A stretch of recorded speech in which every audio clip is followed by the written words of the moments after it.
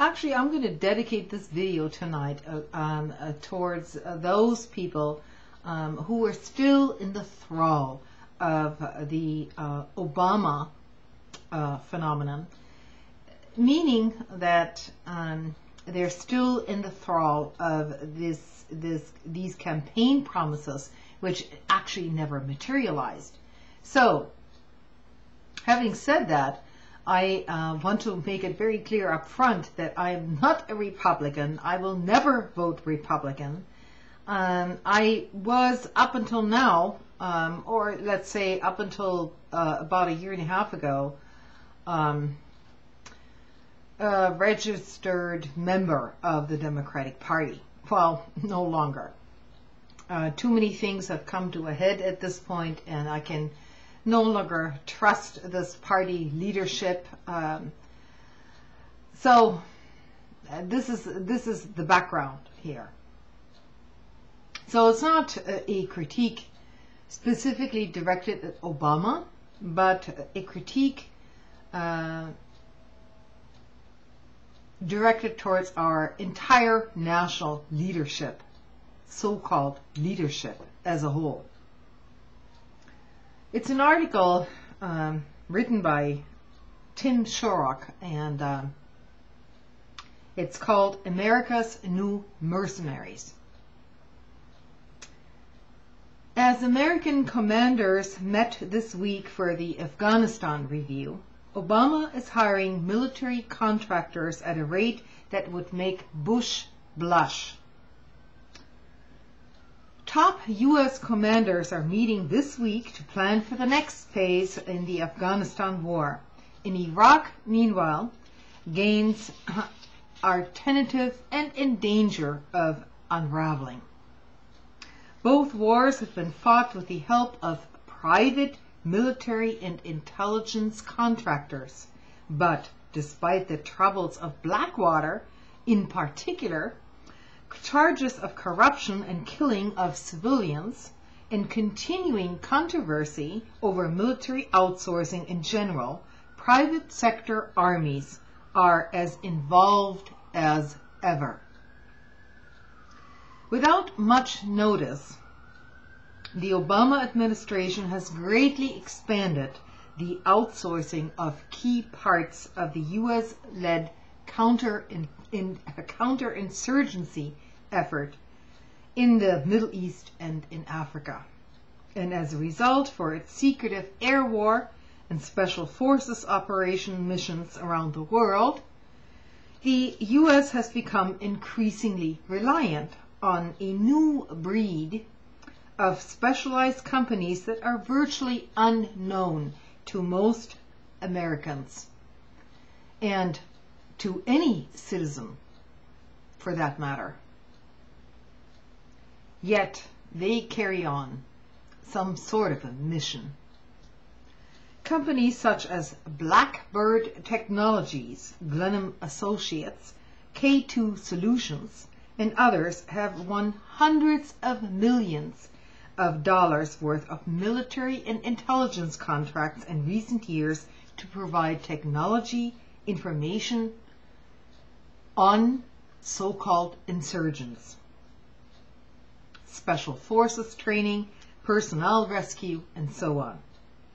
They win their work through the large established prime contractors, but are tasked with missions only companies with specific skills and backgrounds in covert and counterintelligence agencies can accomplish. In other words, these are operations which are outside the law. Some observers fear that the widespread use of contractors for U.S. counterinsurgency efforts in Afghanistan, Pakistan, and the Horn of Africa could deepen the secrecy surrounding the American presence in those regions, making it harder for Congress to provide proper oversight. Notice the lead-in to this article. Some observers fear. Some observers fear that this could lead to mayhem. even in Iraq, where the US has ended combat operations, the government is greatly expanding the use of private security companies, creating an entirely new role for contractors on the battlefield. Michael Thibault, the co-chairman of the Federal Commission on Wartime Contracting, recently warned Congress. Of course, he wasn't listened to. Blackbird, which is staffed by former CIA operatives, is a key contractor in a highly classified program that sends secret teams into enemy territory to rescue downed or capture U.S. soldiers. General David Petraeus, the top U.S. commander of conventional and special forces in the war zones, is using contractors because he wants an organization that reports directly to him, said a former top aide to the commander of the U.S. Special Operations Command, the umbrella organization for the Special Forces.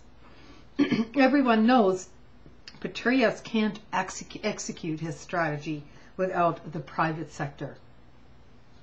The former aide spoke, of course, on the condition that he not be identified, saying his career could be jeopardized if he went public. So somebody like Assange actually goes public. And people like this are criticizing that publicity. And you have to question yourself why these people are unwilling to go on the public record. The Pentagon Central Command had nearly 225,000 contractors working in Iraq and in Afghanistan and other areas at last count, doing tasks ranging from providing security to base support.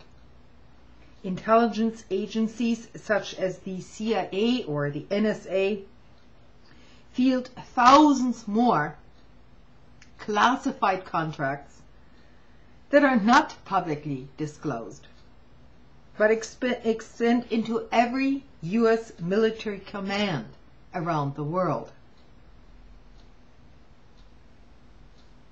I mean, this isn't just about Blackwater and now called XE, you know. It's a bigger phenomenon. In response to a question by reporters, some of these officials said that American and British forces must work out operational rules and roles that they have when they are in the front line. Unless that happens, we are in danger of setting up and getting up against U.S. and Geneva conventions as a whole, and to observe the fundamental rules of war.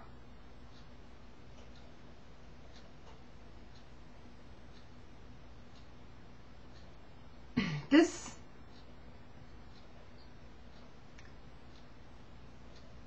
kind of thinking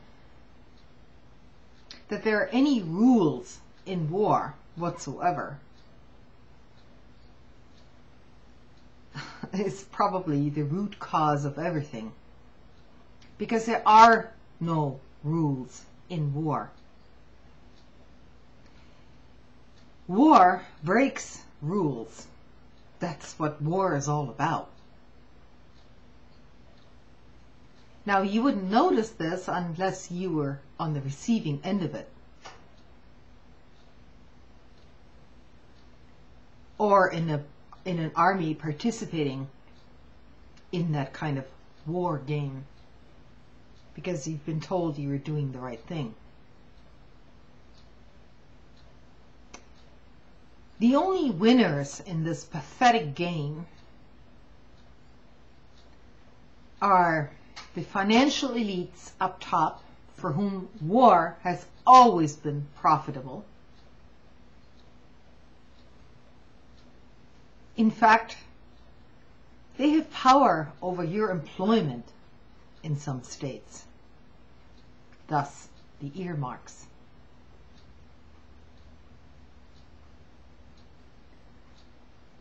But, you know, companies like Blackbird are run by CEO Peggy Steyer, an investor once labeled as a serial defense contractor or entrepreneur by CNN. Last year, she hired Cofer Black, the former head of CIA's Counterterrorism Center, to a senior position. Perhaps anticipating a pickup in future business, a venture capital fund was set up and launched by Steyer and two other Blackbird founders recently raised $21 million on Wall Street. Needless to say, Blackbird did not return any phone calls.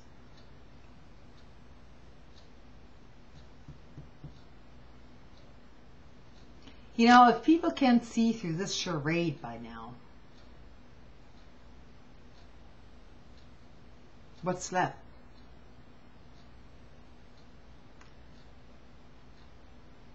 People who actually try to stand up to this kind of thing are vilified now.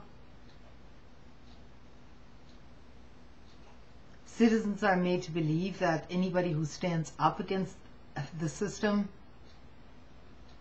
is a CIA operative or some PSYOP operation, when it's pretty much clear that some of these people are being hounded by everyone.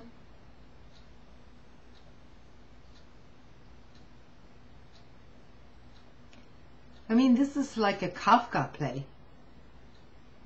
Highly Orwellian in nature, I might add. When the people who are actually standing up for stuff then get vilified by the very citizens they're trying to rescue or help.